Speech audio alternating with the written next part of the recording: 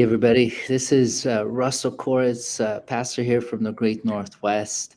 Thank you for joining us today. I'm joined today by a couple pastor friends from actually every corner of the United States: Northeast, Southeast, Northwest, and Southwest.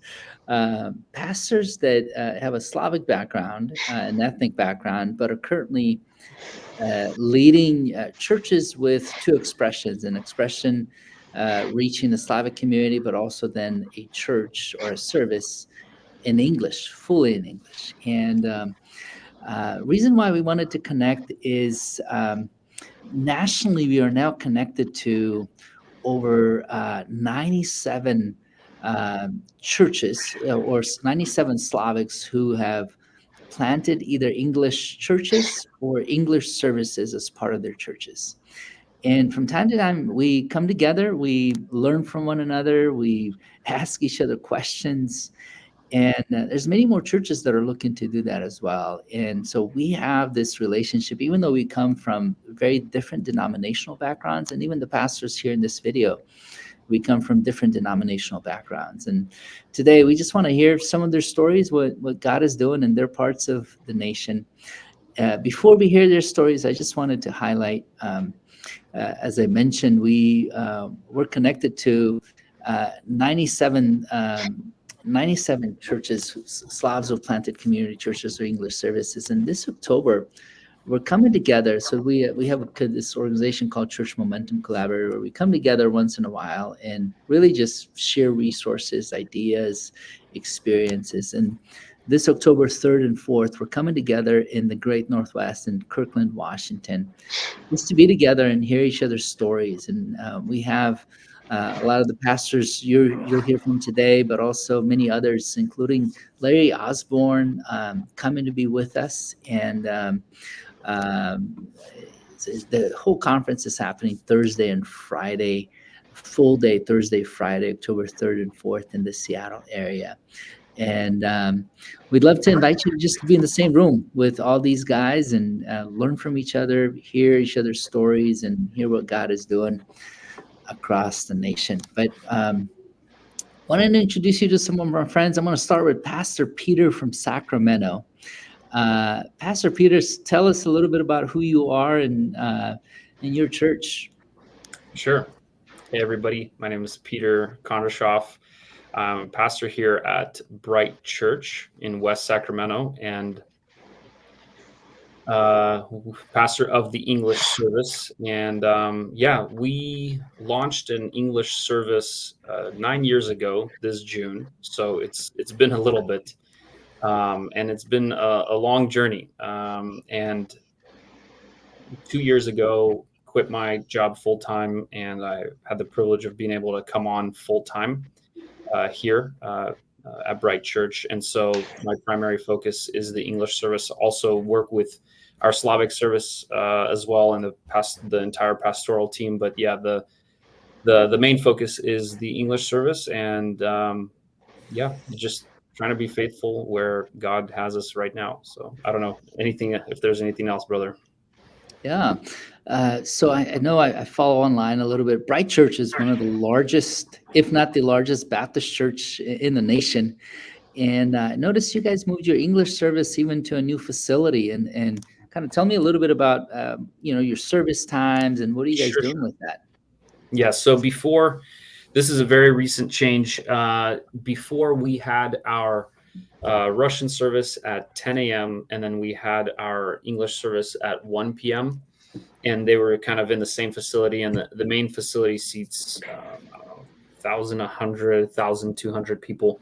And our service is not nearly that large. So what we ended up doing is we have like a gym that's connected right with the main sanctuary, and we remodeled that. We got a budget, we remodeled it, and now what we did is we shifted the Russian service time to 9:30, so 30 minutes earlier, and we pulled back the English service to 11:30, and we moved into the gym, which probably has got a seating capacity, if we really try, maybe 500 something with an overflow section. and so we've moved into there, and it's been a lot of work, but praise God, it's also been incredible in terms of the amount of new people coming, and even not just people from the Russian service, but just people from the community. Now that we've moved from a PM time to an AM time, it's just been a game changer. Wow. Thank you, Pastor Peter, for sharing. We'll come back to it in a second. I want to turn to Slava Novik from across the nation in West Springfield, Massachusetts. Pastor Slava, tell us a little bit about yourself and you guys' church. Yes, I'm English pastor from the Northeast, West Springfield, Massachusetts, and we launched our English service during the COVID time. And during that time, I wasn't the pastor, and actually, I lived in Boston area, and it was the church service was run by our youth leaders and our youth team, and Pastor Alexander Svor, our senior pastor. About a few months later, he invited me, and for the first year, I was driving every single week with my whole family, which I have 5 kids. I'm married, and we drove every single Sunday from Boston uh, to Western Mass, and that took an average about 2 hours drive. And after like 1 year, I moved completely to Massachusetts, and currently I'm pastor over there. Wow.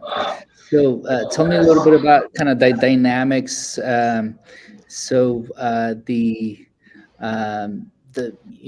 How big is the church in general, and then what time are your services in as a church?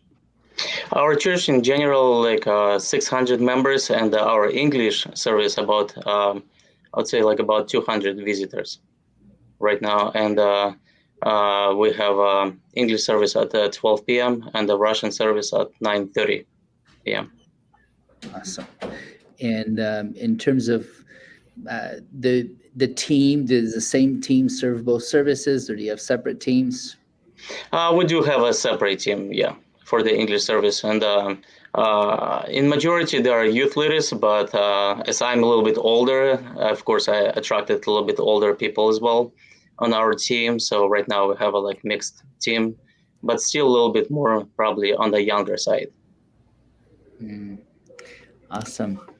Thank you, Pastor Slava. Next person I want to introduce you to is Pastor Peter Yevchik, someone I've known for a long time, and know he for some time he lived in Rochester, New York, moved to Charlotte, North Carolina, and planted a church called Good News. And the church has grown, but not only has the church grown, and it's a traditional Slavic church, but they recently launched an English service that's really taken off. I actually was with them a couple months ago. Pastor Peters, tell us a little bit about you and what God is doing in Charlotte. My name is Peter Yevchik. I'm here in Charlotte already 14 years. I'm a senior pastor for Good News Church. For today, we have 399 members. Wow. About about 16 months ago, we start English service. My vision was I'm gonna be like senior pastor. We have an English service with pastor, and we have a Slavic church with another pastor. And this was big blessing, because when we start, from start until like 1 year, our English service growing like double at least. And today we have 2 services. Slavic service, we have a Slavic service 9:30, visit about 200 people, but English service 11:45, visit about 400 people with kids. This is big blessing, and this is big opportunity, a big blessing for everyone. Thanks God. Wow. So I don't know if you've heard that, but the Slavic service is 200 people, where the English service is double.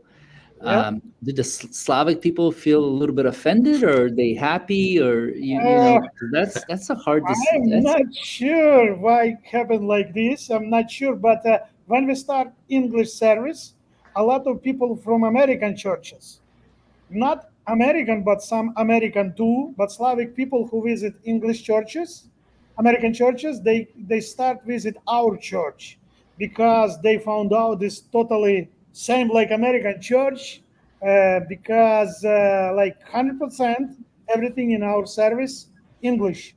Just so we have a like vision or a structure like that, maybe every fifth Sunday we have a speech and a word. I'm like senior pastor have a with translation.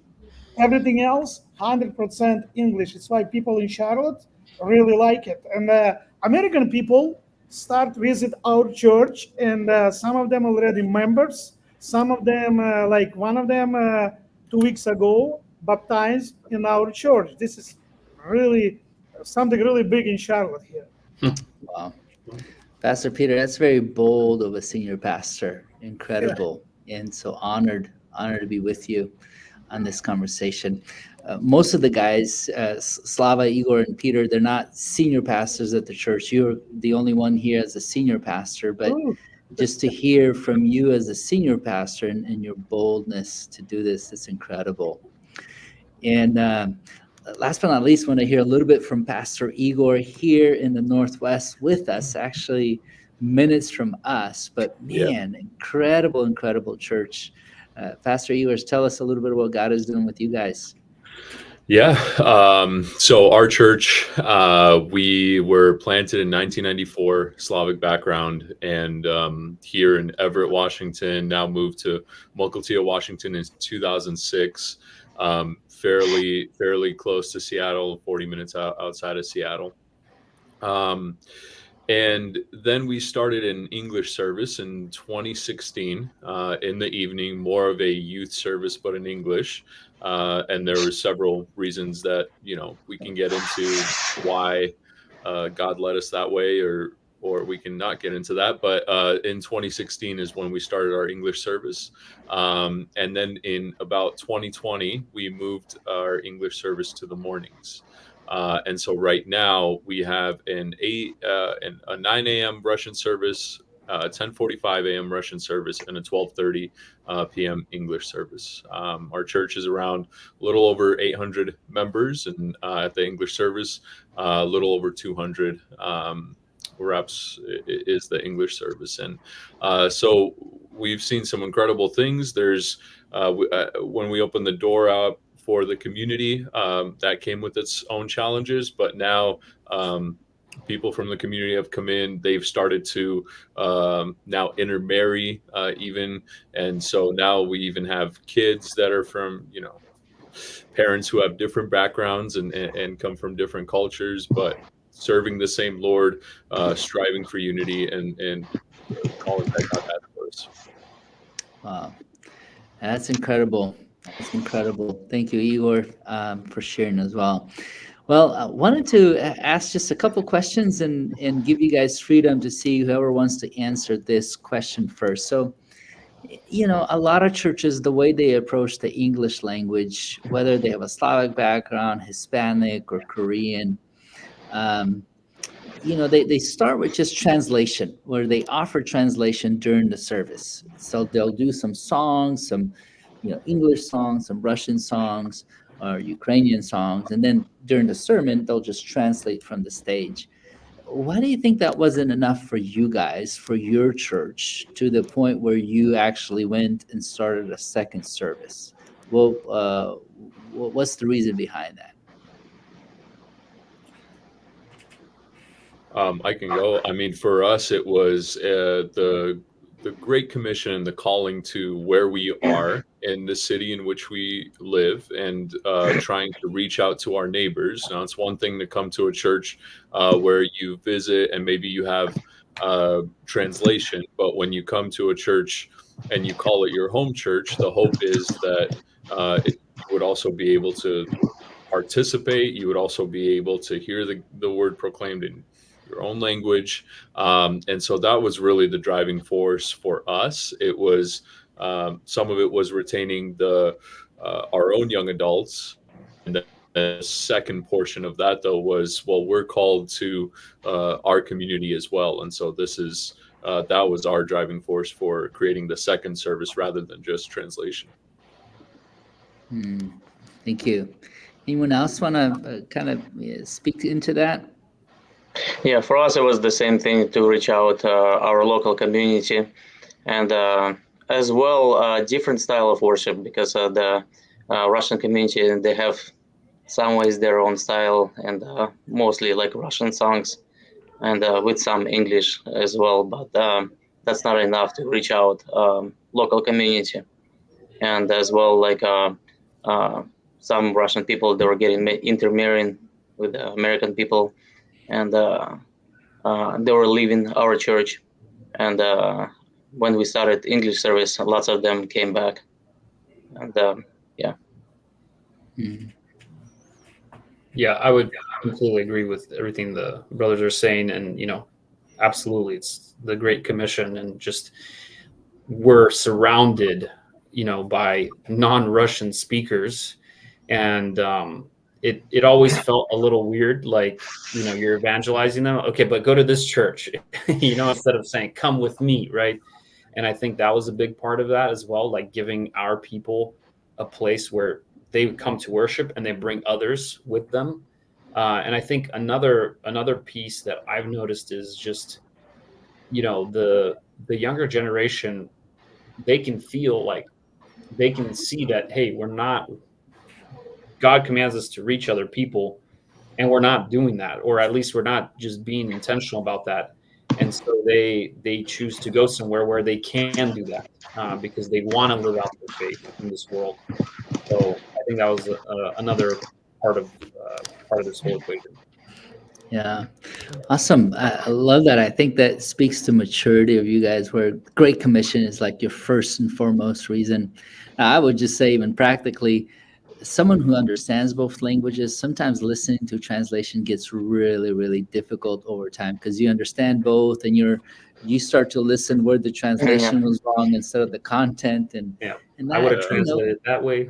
Yeah, and that's okay occasionally. I think it's okay every couple of weeks, and depending on the speaker. But if it's just always like that, and this is where honestly I'm fascinated with Pastor Peter, where he says like, hey, I'll speak once every 5 weeks, even though he's the senior pastor, letting a younger team do that teaching and preaching. That speaks to your heart, Pastor Peter, as well. What are some challenges in having two different language services? So as and I'm assuming there's a lot of positives, but what are some challenges? What are some hardships in doing what you do? First of all, maybe my answer gonna be a little different. Maybe somebody don't like it, but I wanna be really, really open, because people like pastors sometimes don't wanna understand.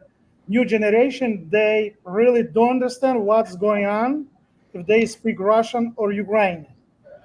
I try my best, but I think my preparation for translation was like I prepared maybe about 7 years. After 7 years, I think now like I'm professional preacher with translation, because if in Slavic churches, usually 3-5 preachers, and guys, sometimes they don't know. This is not really easy to translate them, and kids and young generation visit churches, but they don't understand what's going on. I want to be really, really honest.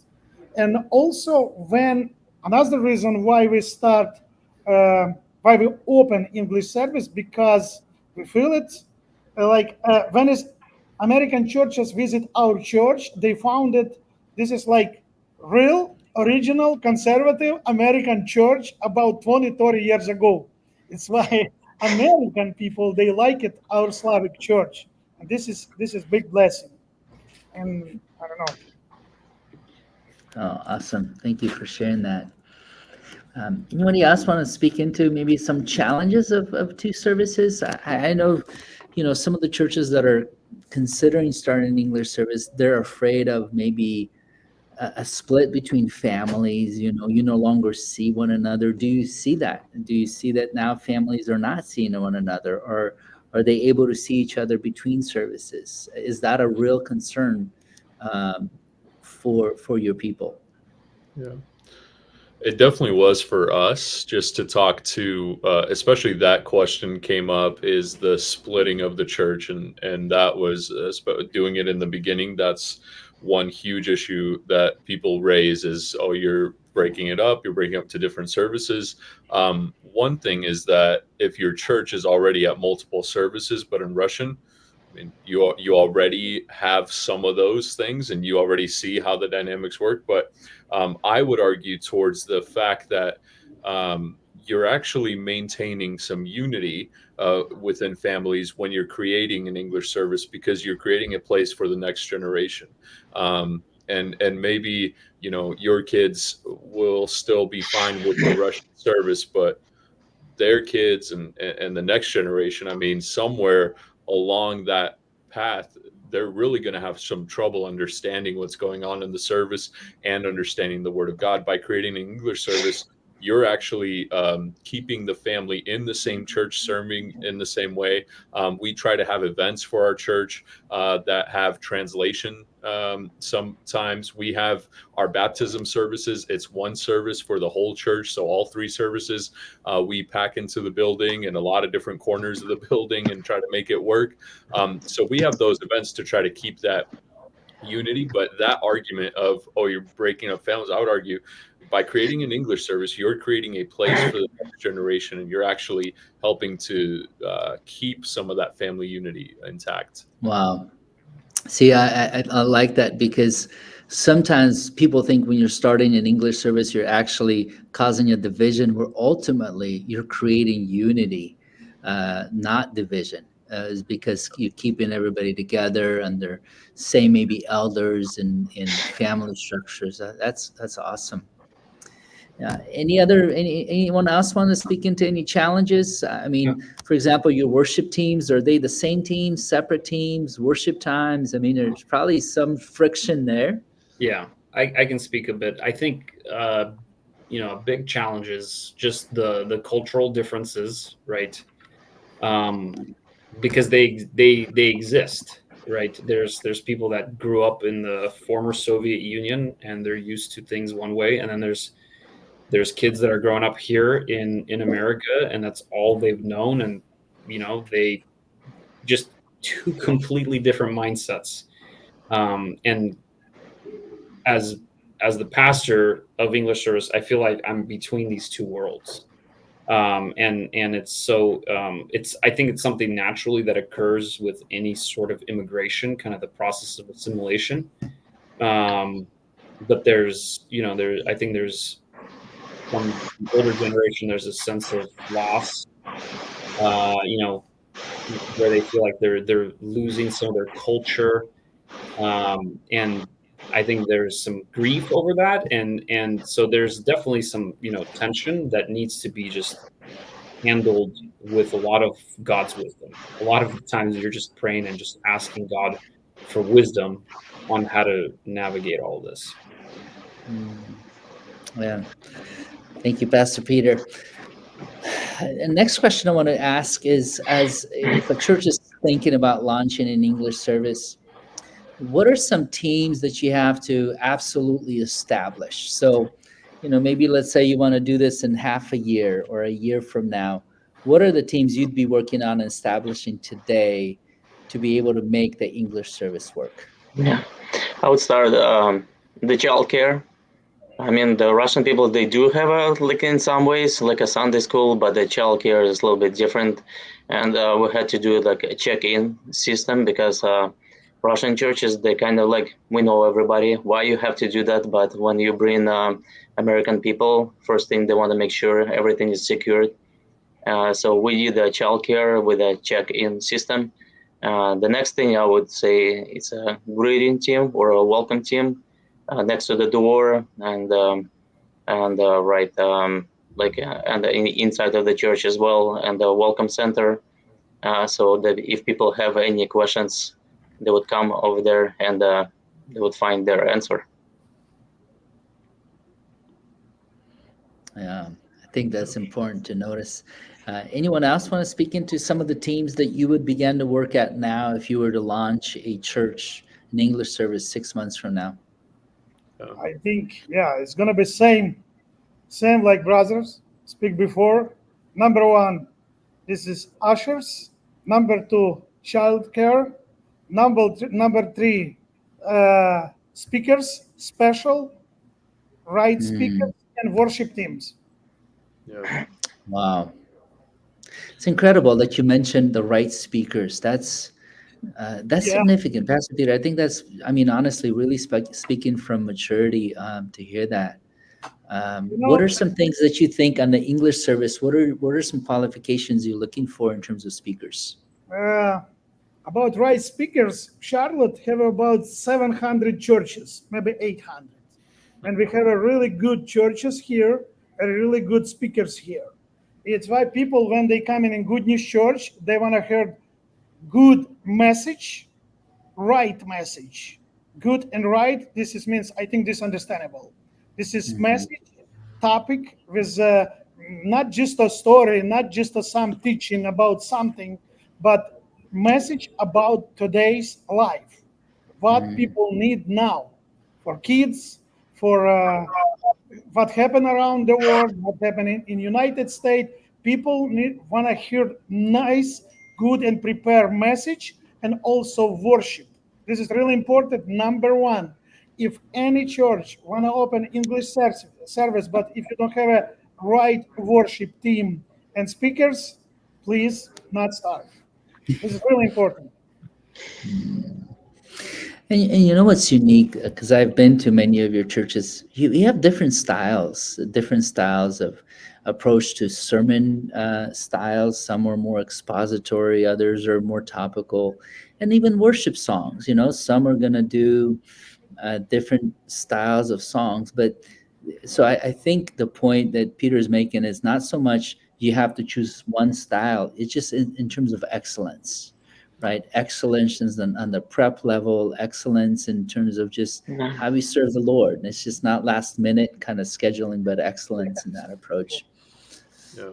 Um, I can add one quick bit about teams. I think amen to everything that brother said, but one other thing is make sure that you have like a leadership team, right? Or at least a core team, if you want to call it that, of just people that are going to energize you, because it's a lot of work. It's and it can be very discouraging at times, and you need those, brothers and sisters in Christ, or to just help you keep going. So make sure you're not doing it all by yourself. Yeah. mm, Yeah, that's yeah. really good.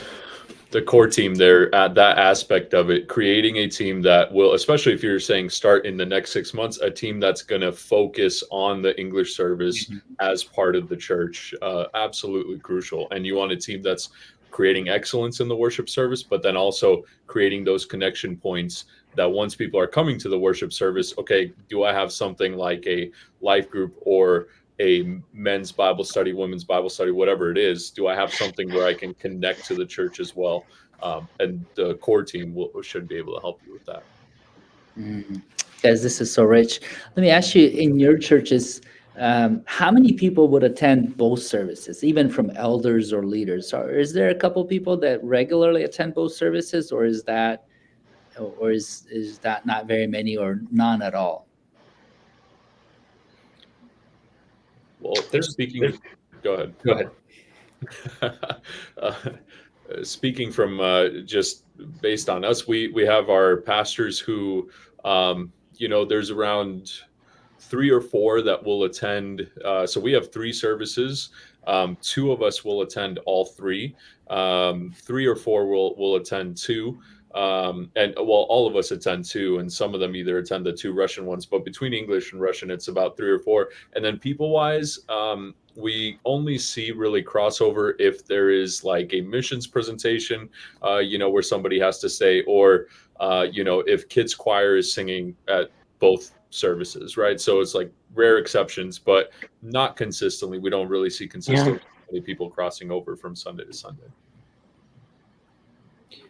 But it's great to hear that you have a couple pastors that actually do. Yeah. Oh, for sure. Anybody else want to answer what you do? Yeah, sure. We similar situation with pastors. We do have some cross pollination kind of happening. Most of the time, our senior pastor very often goes to the English service as well.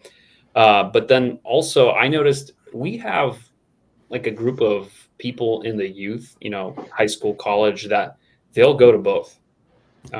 So there's, you know, a good amount of them, not a ton, not a majority, but a decent percentage that will actually go to both. Yeah.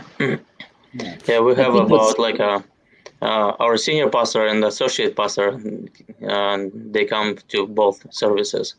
And we do have some like deacons that come to both services as well.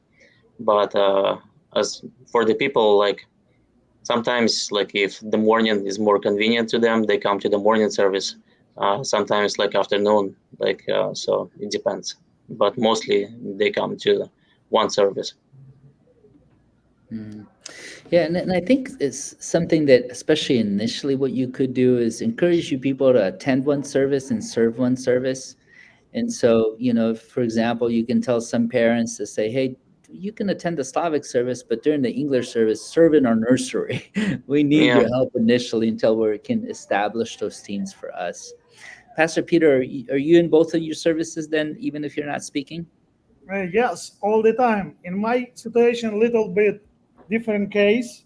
When we start English service, in our church we have more than 20 pastors and deacons.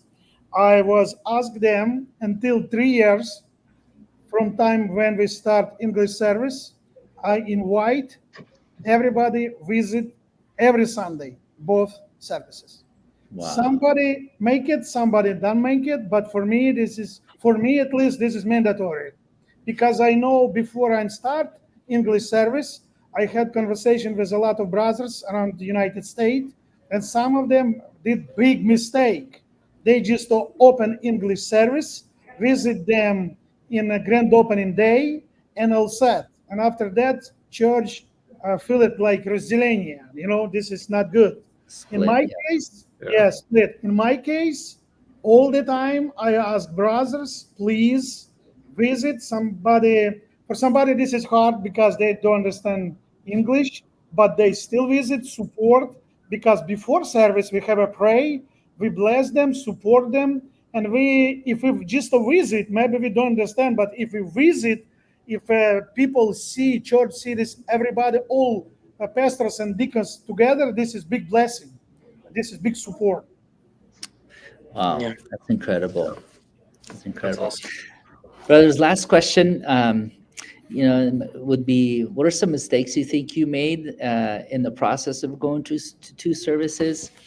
And before some of you answer, I would say, so I've planted and launched a couple campuses, and one mistake that if I could go back is, I remember one time we launched an English service with all youth and just youth.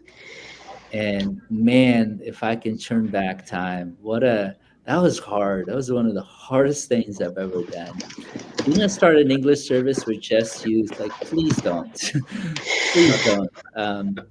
The church that I'm a part of now, called Woodmark Church, we actually launched with just 7 couples, right? No youth ministry, 7 couples, and now we have a very healthy kids ministry, youth ministry, young adults. But if you launch only with youth, oh my goodness, you're gonna have struggles. And so, what are some other mistakes that you could speak into? It's like, if you're gonna do it, it's like, try to avoid this.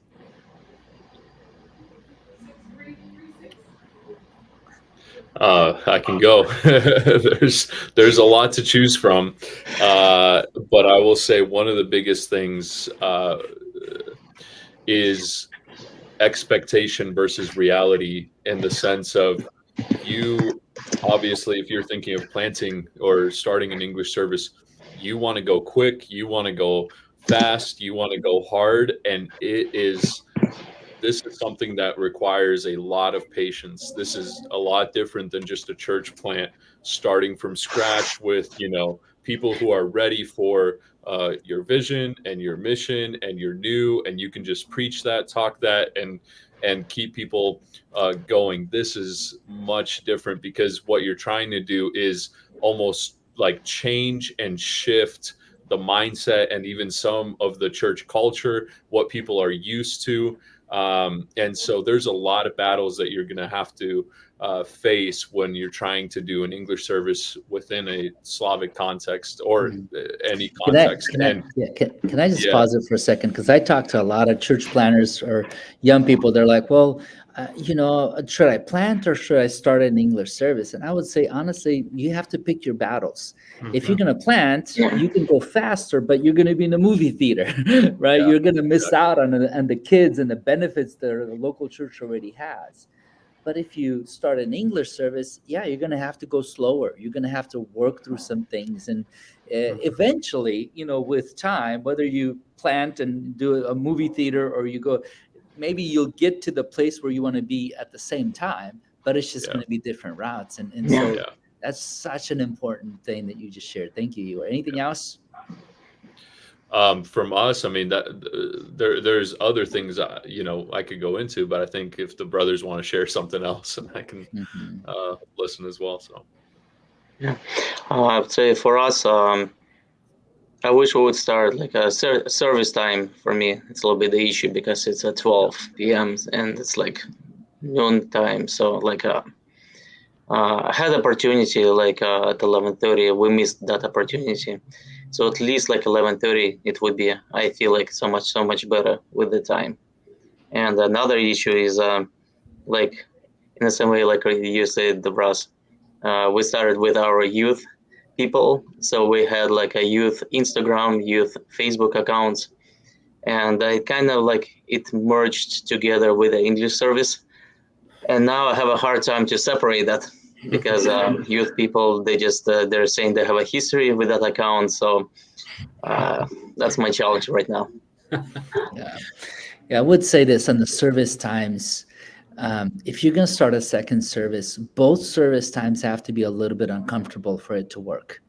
If one is going to be this perfect time and the other one's like in the middle of the day, it's like, well, ultimately it really shows your motive, which is to kill that second service if it's, at a bad time. And so for it to work, it's just both have to be somewhat difficult. Otherwise it won't work. And so that's a very, very huge one. Thank you, Slava. Anybody else? Yeah, I totally echo exactly what Slava and Igor said. I mean, first of all, service time, absolutely. And, it's difficult to say it's a mistake. It's just something that, the natural progression of things. But we just recently moved from the 1 p.m. to 11:30, and we doubled. We went from, 200 to 400 in a matter of 2 months during the summer, which is insane, right? Because summer is usually the slow time. So it like that AM time just really just something just kind of clicks in people's head, especially people, from the community. So service time, absolutely. If I could go back, I would want it to be right away in the morning time. And then the other thing that, Pastor Igor said, like, just reset your expectations. Like, expect it to be hard and then multiply that by another 10 times. And down, then you're getting a little closer to an accurate picture, because it's just you're gonna have to go through things that you thought, like, why doesn't everybody just get on board on this? Like, this is a good thing. Like, I thought everyone should understand this is a good thing. And it's just like, you're gonna have to work through so many different things. You're not gonna get anything for granted at all. Yeah. So so good. Even little things, right? Even little things. Things you think are non-things, Yeah. The power of status quo is just insane. It's insane. Yeah. Well, the people of Israel, when they left Egypt, were thinking, oh, how good it was to be slaves. So, people don't change.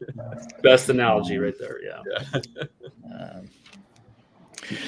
Well, brothers, I want to say thank you for joining today. This was so rich. We made this conversation short because, man, there's so much to discuss. And so I just wanted to highlight again, I invite you to join us this October 3rd, 4th in Kirkland, Washington, and Seattle, because we're going to have 2 full days to just connect and ask these questions and talk. And again, we're going to do things. Every church is going to be unique, and God uses all kinds of churches to reach all kinds of people. We don't all have to do the same things.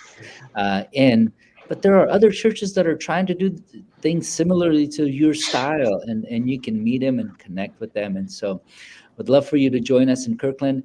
Under this video, I will share the names of these pastors and the churches that they represent, so that if you do want to connect with one of these pastors and pick their brain a little bit more, they've all made a commitment to be available to connect with you guys and to help. So thank you for joining us today, and we look forward to doing this again with many other pastors. Blessings.